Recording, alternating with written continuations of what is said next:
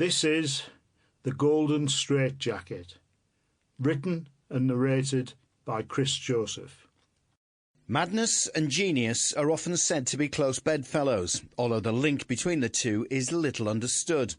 Chris Joseph has known both extremes, and in The Golden Straitjacket he lays bare his struggle with bipolar disorder and the condition's pendulum-like swing between creative dynamism and dark despair.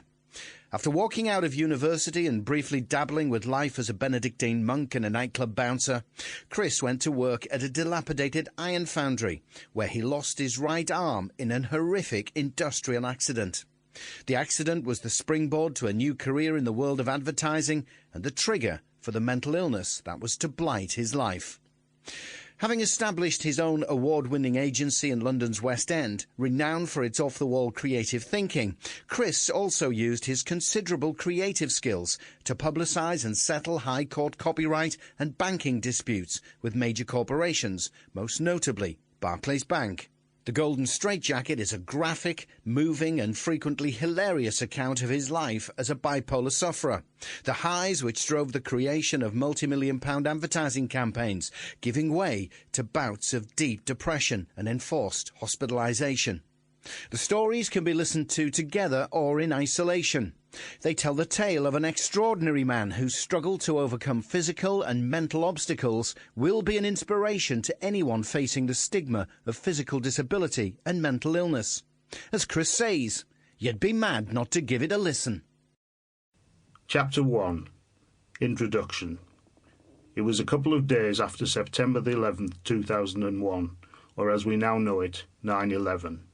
Just after the Twin Towers had been demolished in New York. It was the end of the world, the money markets would collapse, and World War III was about to break out, or at least that's what I believed. I also believed that I could and would save the world. I was hypermanic.